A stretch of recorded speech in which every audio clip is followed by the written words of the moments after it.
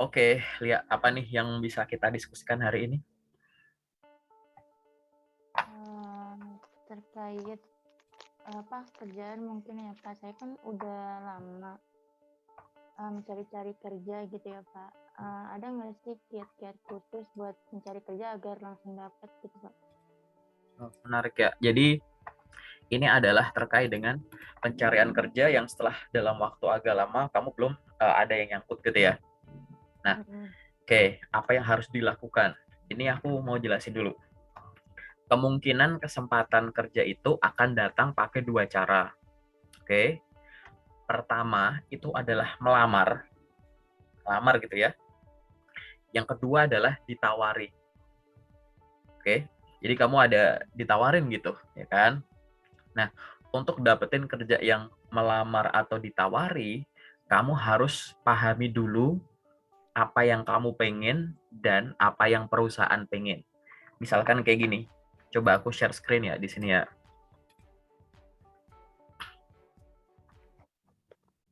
Muncul nggak layar putih, layar warna putih? Iya. Muncul ya, Heeh. gitu. Ini misalkan kamu nih, Li, gitu, gitu. Kamu harus definisikan dulu. Pada dasarnya tuh kamu pengen kerja kayak gimana? Misalkan dari lokasi, terus dari jurusan, terus jam kerjanya pengen yang gimana, jenis kontraknya yang gimana, gitu ya. Pengen yang gajinya itu sekitar berapa, pengen yang ada ikatan dinasnya enggak, pengen ada yang ini itunya enggak gitu. Coba definisikan. Kenapa aku bilang gini? Karena aku takutnya beberapa teman-teman itu ada yang bingung gitu ya, belum dapat karena dia bingung. Sebenarnya aku pengennya apa sih gitu. Ya mencari passion atau dan lain sehingga ada loker tuh meleset terus, bukan karena jelek nggak ada kemampuan, tapi kita bingung sebenarnya kita butuhnya apa. Jadi tiap ngelamar tuh kayak nggak optimal gitu loh, ya kan? Entah nggak optimal dari dokumennya atau ada keraguan-raguan dalam proses tahapan tesnya, karena kita sendiri bingung, kita nggak tahu pengen yang kayak gimana, terus lokasi penempatan kerjanya di mana, misalkan kayak gitu-gitu ya. Pokoknya yang kamu pengen itu kamu definisikan. Oke, setelah itu kan tiap kali kita baca lowongan itu kan pasti kita akan baca ada kualifikasi ya. Misalkan dibutuhkan ini, syarat-syaratnya ini gitu ya. Nah, kalau tadi kamu bilang bahwa setelah sekian lama aku belum dapat yang sesuai, tapi kan pasti kan kamu udah ngelihat ratusan sampai ribuan info loker, bener nggak? Nah, dari info-info loker yang udah kamu lihat, pasti kan ada yang kamu pengen nih, cuman belum lolos, ya kan? Nah, sekarang kamu ingat-ingat untuk loker-loker ratusan atau ribuan loker yang udah aku lihat, aku tuh ada pekerjaan-pekerjaan yang aku pengen. Tapi dia tuh menuntut apa sih? Perusahaan ini menuntut aku tuh bisa apa? Jadi selain panah keluar ini, Li, gitu ya. Panah keluar ini adalah apa yang kamu pengen kan? Nah, ini ada namanya panah ke dalam gini, Li. Jadi apa yang perusahaan harapkan dari kamu gitu. Gitu ya. Nah, yang jadi perhatian kamu adalah nih, ada 3 hal di sini. Pertama contohnya ini. Nomor satu ini, ada panah keluar dan panah masuk. Artinya gini, yang kamu pengen, perusahaan tuh bisa provide, perusahaan tuh bisa sediakan gitu. Atau yang kamu kuasai, perusahaan tuh butuh gitu ya, gitu. Tapi ada juga yang nomor dua, misalkan kayak ini, ada panah keluar tapi nggak ada panah masuk. Ini artinya apa? Kamu pengen dapat kerjaan yang kayak gimana gitu kan? Tapi sejauh ini nggak ada perusahaan yang bisa gitu. Misalkan, aku pengen kerjaan yang WFH, tapi WFH-nya dari malam sampai pagi. Contoh, ini aku contoh asal, ya kan? Jadi bayangkan, jangan-jangan yang aku pengenkan ini masih kurang realistis atau aku cuma lihat dari sudut pandangku gitu-gitu. Coba dicek lagi. Nah, yang jadi fokus kamu adalah kemungkinan yang nomor 3 gitu. Yang kayak gini loh, Li. Nih. Jadi nomor 3 ini apa? Perusahaan tuh berharap kamu punya skill tertentu, tapi kamu belum punya itu Oh, gitu. Jadi makanya tadi bayangin, setelah sekian lama kok aku biasanya terhenti di tahap ini terus atau di sini sini sini. Ingat-ingat dulu, sebenarnya aku butuh pengen kerjaan yang kayak begini. Oke. Nah, dari sejauh ini untuk loker-loker untuk pekerjaan itu dia butuh orang yang bisa ini. Nah, sekarang dicek nomor 3 ini. Apa ya yang perusahaan-perusahaan itu butuh? tapi aku belum punya, sehingga belum tertulis di CV, misalkan gitu. Atau perusahaan itu butuh, aku udah punya, tapi masih basic, itu pun aku masih belum yakin gitu. Nah, nomor 3 ini adalah hal yang kamu butuh improvement. Kamu butuh belajar lagi lewat course, ikutin webinar gitu ya, ikutin training, bootcamp, gini-gitu. Kamu belajar mandiri gitu. Kalau sudah bisa, pastikan info-info itu kamu tulis di CV gitu ya. Jadi CV itu, jadi cek dulu gitu, cek dulu sejauh ini aku udah bener-bener paham nggak sih aku pengen kerjaan apa. Oke, terus dari pekerjaan yang aku pengen ini kamu bayangin gitu ya, kira-kira perusahaan-perusahaan ada kan lowongan-lowongan, iya tapi kok aku nggak lolos ya. Mereka tuh di informasi kualifikasi tuh mereka cari orang yang kayak gimana. Oh iya ini aku belum bisa, aku belajar aku luangin waktu setiap hari untuk biar bisa itu. Begitu aku udah bisa, walaupun aku belum jago, bisa aku tulis di CV. Sambil belajar, sambil nyari. Tapi paling nggak kan CV ku udah update gitu, ya kan? Jadi nomor 3 ini yang harus kamu lihat. Jadi kalau ini sudah selesai gitu ya, kalau hal ini sudah selesai, yang harus kamu lakukan itu adalah apa? Manage waktu kamu. Jadi ada orang yang sejauh ini belum dapat itu bukan karena CV-nya jelek, nggak ada kemampuan. Tapi waktu kamu habis untuk hal-hal yang nggak penting. Ini aku kasih lingkaran ya. Aku kasih pertanyaan, Li. Kalau orang lapar, dia harus ngapain? Makan. Makan. Kalau orang ngantuk, Tidur. tidur gitu. Jadi gitu. Lah kalau kamu job seeker berarti harus cari, Kerja, iya melamar. gitu. Nah kita cek dulu, waktu kamu 24 jam itu sebenarnya habis untuk ngapain? Oke. Kira-kira kamu udah bikin time management yang bagus belum? Nih, misalkan kayak gini nih, aku tidur sekian jam, ya kan? Terus habis itu aku ngapain? Bantu-bantu orang tua. Misal kamu tinggal sama orang tua kan, gini, sekian jam. Terus kamu ngapain? Istirahat, sholat, makan, sekian jam. Terus kamu sibuk ngapain lagi? Oh, aku sekarang ikut pelatihan ini itu sekian jam. Kamu ada kegiatan apa lagi? Aku me time Kak, hangout dan lain-lain sama teman ya, sekian jam gitu. Sehingga gitu, ada waktu apa? Ini loh waktu ini, Li, gitu. Nih, waktu kosong segede ini. Nah, waktu kosong ini kamu gunain untuk 2 hal. Kamu bagi jadi 2. 1 porsi untuk lamar kerja, 1 porsi untuk pengembangan diri. Belajar ini itu, ningkatin kemampuan software, baca buku, nonton channel ini itu, kursus dan lain-lain. Oh ternyata dalam waktu 1 hari tuh waktu kosongku tuh 5 jam. Nah silahkan putuskan mau 2,5 jam belajar, 2,5 jam cari kerja boleh, 4 jam kerja, cari kerja, 1 jam belajar boleh gitu. Yang penting kamu rencanain dari awal dan ini nggak bisa digeser-geser kecuali oleh hal darurat atau hal urgent gitu, ya kan? Dengan ini pun nanti akhirnya kamu bisa tahu gitu. Jangan-jangan aku hari ini ngeluangin waktu nyari kerja 5 jam, besok nol, besok 1 jam. Akhirnya apa? Hari ini aku lamar kerja 20, besok 3, besoknya enggak, besoknya 10, besoknya 2, gitu-gitu. Ya, coba cari ke teraturannya dulu gitu. Oke? Ya, Pak. Jadi dibikin kayak gini, terus habis itu coba kamu konsisten selama 1 minggu dulu misalkan. Ini kan udah kelihatan lingkaran gini ya. Terus habis itu kamu coba konsisten 1 minggu dulu aja deh gitu. Nah, hari aku asal bikin garis dulu. Jadi ada jadwal Senin, Selasa, Rabu, Kamis, Jumat, Sabtu, Minggu. Nah, di hari Senin, ini kan 24 jam nih ya, Senin, Selasa, Rabu gitu. Kan tadi kan kamu ngelola waktumu yang segini-segini doang nih gitu kan. Di sini kamu evaluasi. Total seminggu ini aku udah ngirim katakanlah 100 lamaran gitu kan. Dari 100 lamaran ini yang lanjut ke tahap selanjutnya berapa? Yang berhenti berapa? Yang nggak ada kabar berapa gitu kan. Misalkan yang lanjut ke tahap selanjutnya itu 10, yang terhenti 30, yang nggak ada kabar 60 gitu, ya kan? Nah, berarti kamu ambil tindakan yang 10 ini berarti kamu belajar. riset soal perusahaan, baca ulang CV, pahami posisi yang lagi dibuka gitu. Ini psikotes atau lanjut interview. Yang terhenti ini kamu cek dulu perusahaannya perusahaan yang kayak gimana, kira-kira kualifikasinya kenapa kok aku nggak lolos. Kemudian ini aku kebanyakan ngelamarnya lewat apa yang gagal, jangan-jangan yang lewat email semua yang gagal gitu. Nanti cek apakah cara email ke email masih salah atau yang ini yang lewat Jobstreet atau lewat LinkedIn yang salah gitu, evaluasi. Oh ini yang nggak ada kabar kok ada 60, apa yang harus aku lakukan? Coba cari rekruternya atau HRD-nya di LinkedIn gitu. Kamu connect terus mohon info.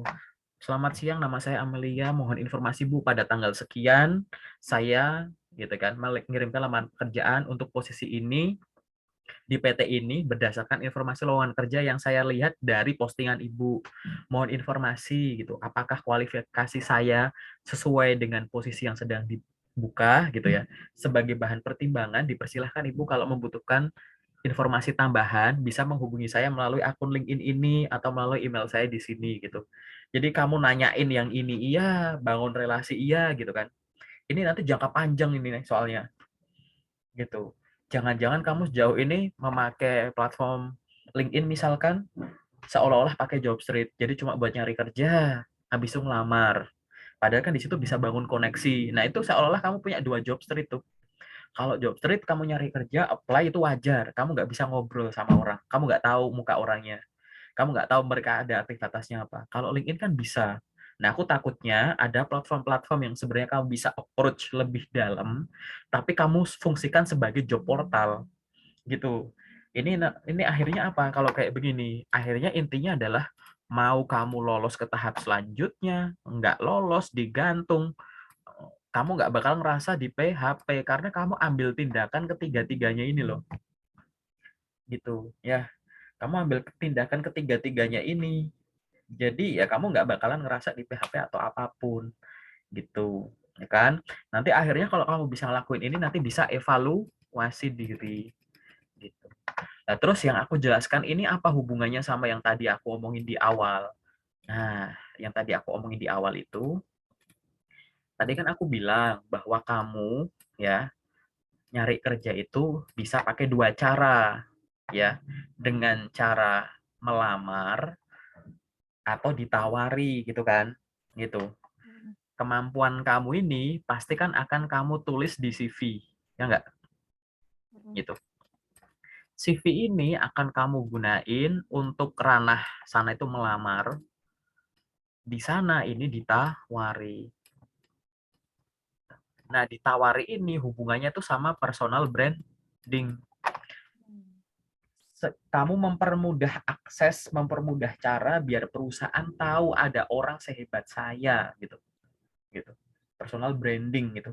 Hanya nulis nama kamu di Google tuh yang muncul tuh kamu. Orang nyari akses soal tahu soal kamu tuh gampang gitu.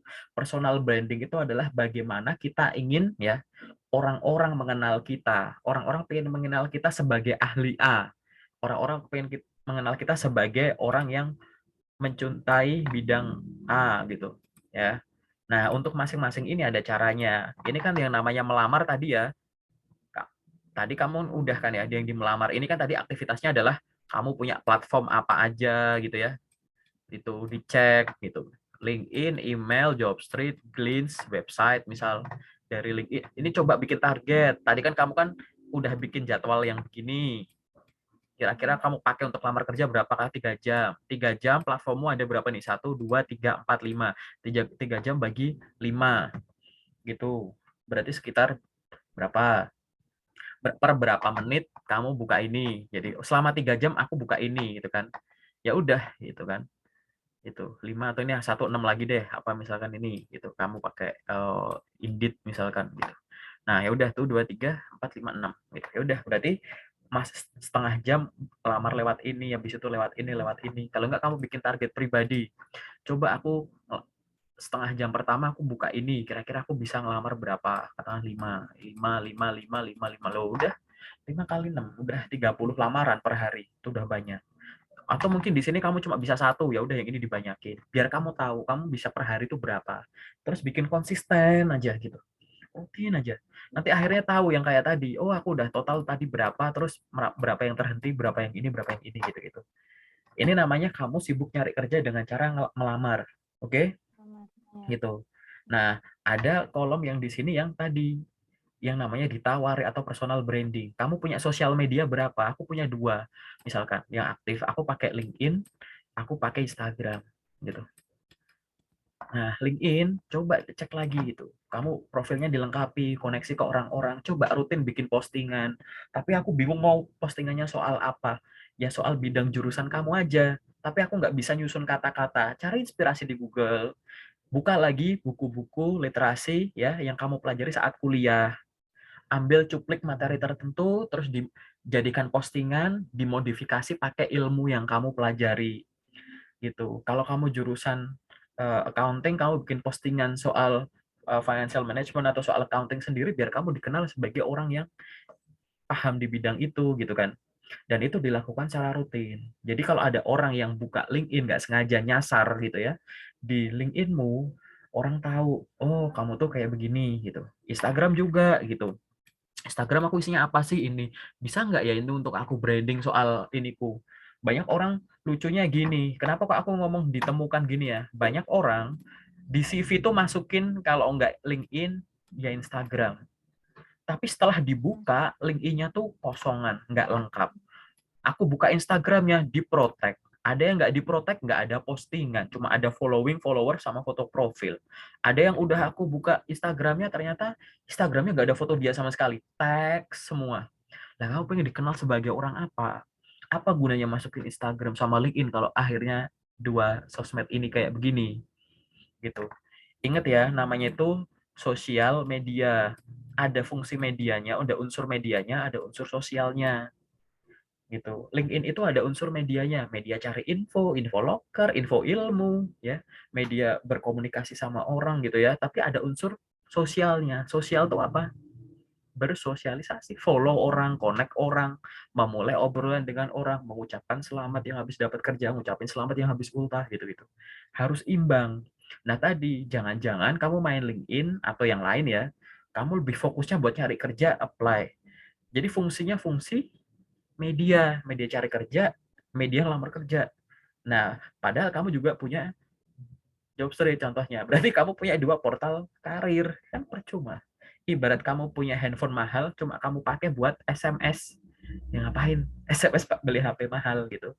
Mending beli HP yang biasa kalau fungsinya fitur SMS doang yang kamu pakai. Nah ini, dengan rutin balance antara kanan sama kiri, ya, yang tadi ya, kamu ini maksudku tadi udah diawali dari yang apa yang kamu pengen, udah kamu definisiin, sambil belajar dari tuntutan industri gitu ya, sambil kamu ngelakuin yang kanan sama kiri ini, itu nanti ya udah gitu. Kamu nggak bakalan khawatir dan pergerakan kamu tuh nanti teratur dan rapet gitu. Nggak selamanya yang salah CV-nya. Barangkali cara makainya. Mungkin CV-nya nggak salah, cara makainya juga nggak salah. Barangkali intensitasmu masih rendah gitu. Sehingga loker-loker itu belum kamu temuin gitu loh. Gitu. Gitu kan. Gitu. Nah, kalau pergerakannya kayak gini nanti rapat, waktumu efektif. Walaupun sehari kamu cuma bisa punya waktu 2 jam, 3 jam buat apply job, tapi dengan udah ada rencana begini, kamu intensitasnya bisa tinggi. Cari loker, tek, tek, tek. Wah ini nggak sesuai, next. Oh ini sesuai, apply. Ini nggak sesuai, next gitu. Bisa segera, nggak ada penundaan gitu. Oke, yang lewat LinkedIn udah habis, oke aku buka dulu yang lain sekarang ini. Udah semuanya habis, oke aku balik LinkedIn lagi. Barangkali ada yang postingan baru yang keluar. Terus gitu, rutin gitu. Kalau udah tertata begini enak gitu, ya kan?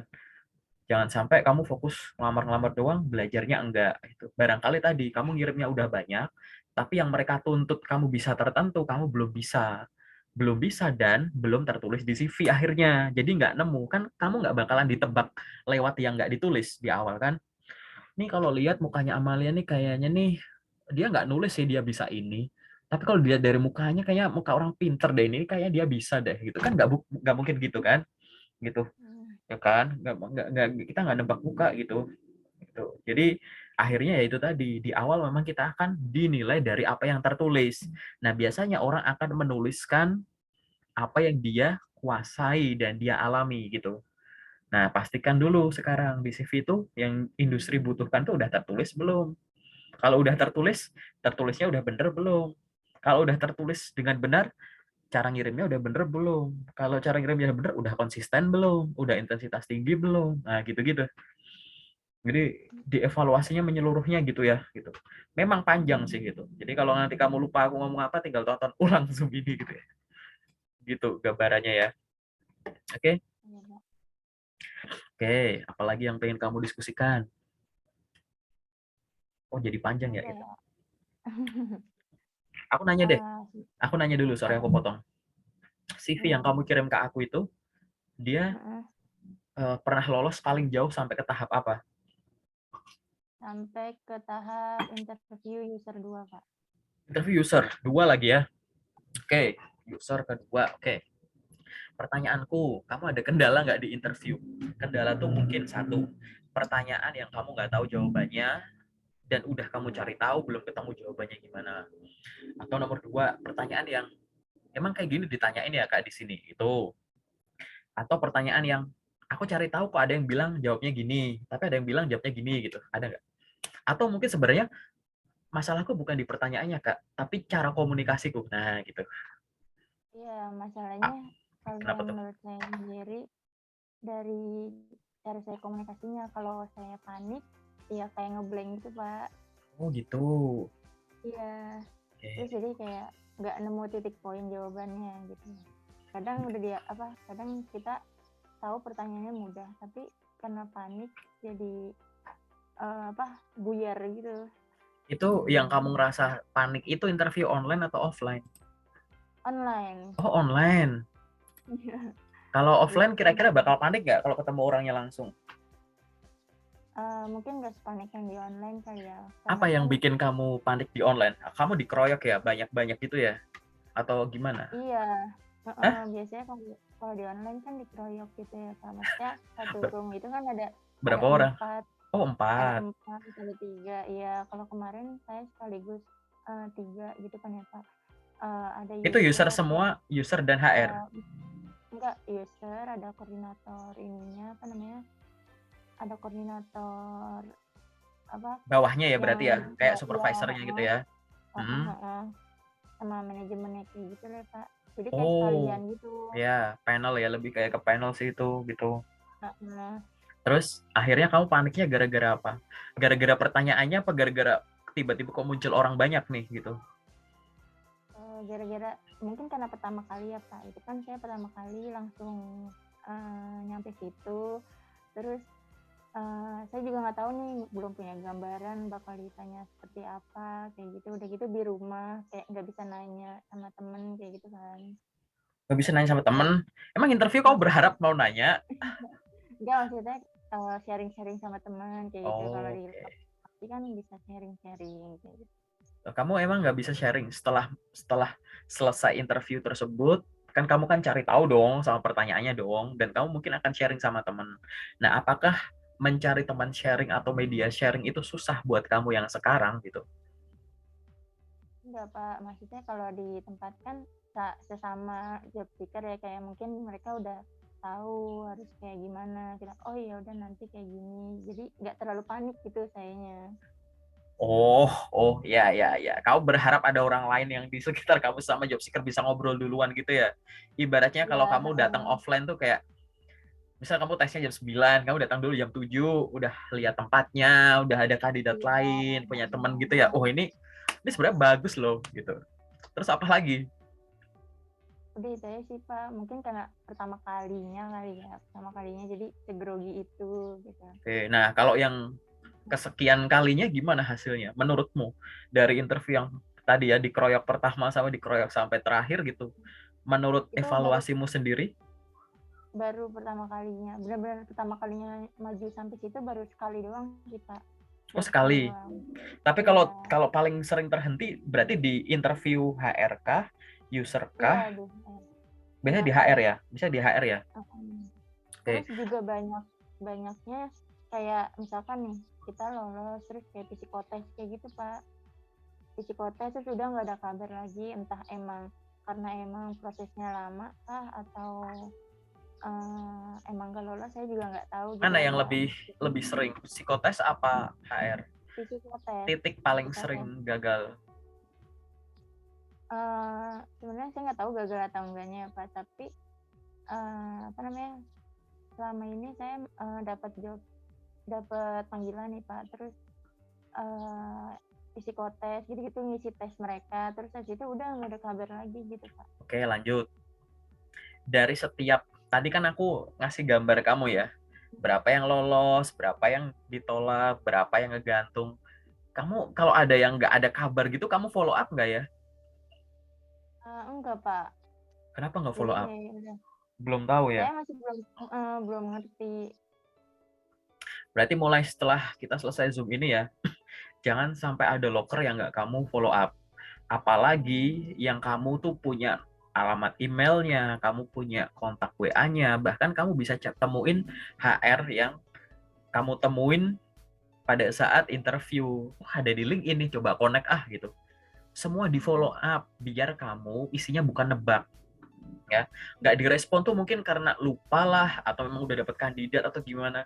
Jadi kan enak, kamu tuh bener atau nggak, banyak gagalnya atau belum gitu ya, kan tegas gitu ya, kan merah berhenti atau hijau jalan gitu ya kan kamu harus curiga dong kalau lampu kuning semua tuh gitu kan, ini jalan nggak nih gitu.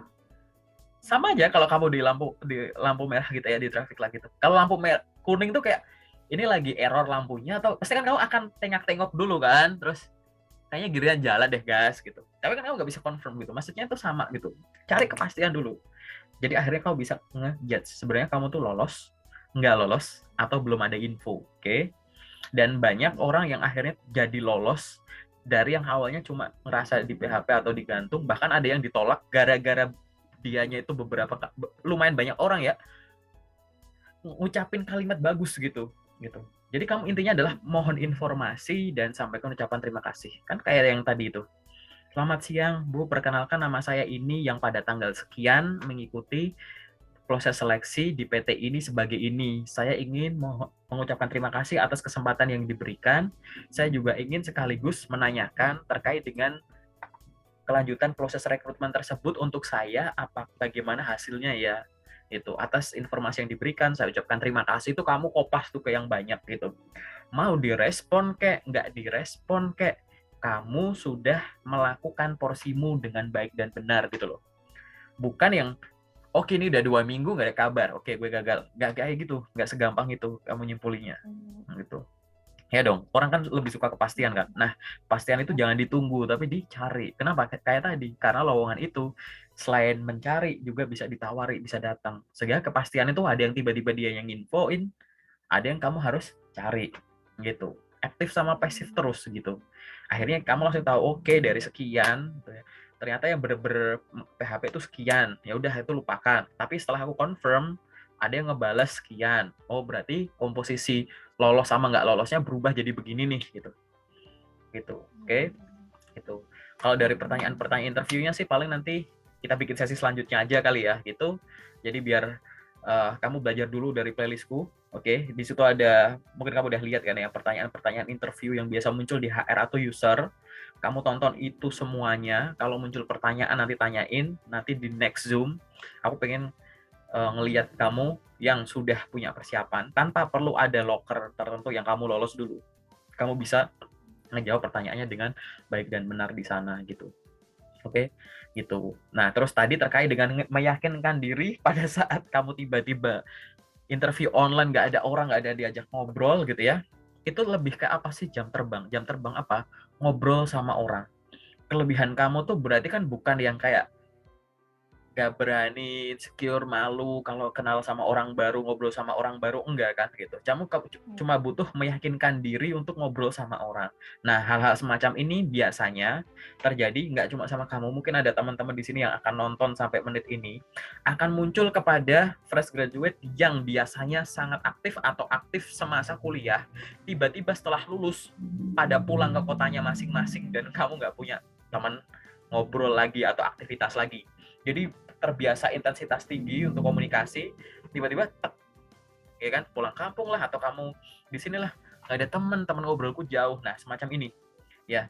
Nah, kalau semacam ini yang terjadi, kamu berarti yang harus dilakukan adalah apa? Membuat teman baru. yang kamu bisa ngobrol di banyak media. Mau ngobrol langsung lewat telepon, lewat Zoom, lewat ya video call gitu-gitu, kamu kemampuan ngobrolnya tuh sama gitu kan. Banyak orang yang semacam itu kendalanya, khususnya fresh graduate ya. Dia aktif, berorganisasi, berkomunikasi gini gitu, karena lama udah pulang terus sambil nyari gitu di rumah, interaksi cuma sama orang rumah, paling orang di sini, interaksi secukupnya, sehingga kemampuan luar biasa dia tertidur lagi gitu. Ya kan? Gitu. Jadi salah satu caranya untuk meningkatkan kepedean tuh tingkatkan interaksi, ya kan?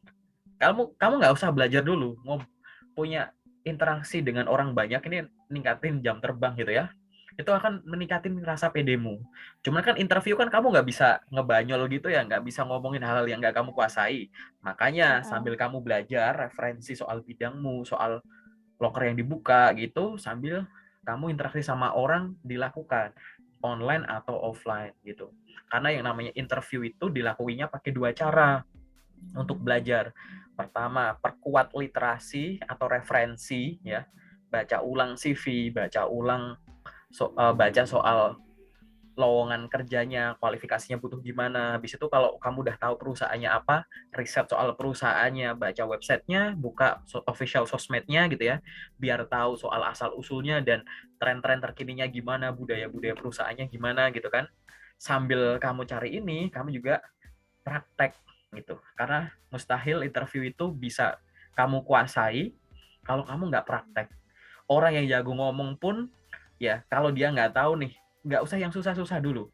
Pertanyaan interview yang sering muncul, kamu nggak ngelatih itu kamu akan bingung jawabnya gimana. Kalau kamu cuma baca lewat referensi, baca, terus nonton konten, misalkan videoku juga gitu ya, playlist kayak, oh pertanyaan gini, jawabnya gini gitu, itu kamu cuma cepet di sininya nggak gitu. Jadi mulut nggak bisa ngikutin kecepatan otak. Jadi aku tahu kok itu pertanyaan itu sederhana kak, tapi aku belibet di mulut. Nah itu karena yang kamu latih itu referensinya saja, ya kan? Baca aja ini aja saya paham, tapi kamu nggak coba ngomong. Kalau nggak ada temen ngomong sendiri. Kalau ngomong sendiri pun ya kamu masih belepotan, cari artikel. Cari artikel atau cari tadi misalkan cara menjawab pertanyaan ini gitu kan. Ada teksnya terus ada contoh jawabannya. Kamu baca aja, cuma kamu kasih nada gitu ya. Gitu. Misalkan silahkan perkenalkan diri Anda. Kan di internet banyak tuh beredar gitu ya. Kalimat-kalimat contoh kalimatnya tuh kayak gimana. Nah, coba kayak seolah-olah kamu baca dialog aja. Jadi teks yang ada itu tadi atau kamu bikin kalimat sendiri pengen ngomong apa, itu kamu baca. Cuman kamu mainin intonasi aja. Perkenalkan nama saya ini, saya berasal dari ini, saya adalah ini. Terus dengerin terus gitu sampai terngiang. Berkali-kali. Ya begitu.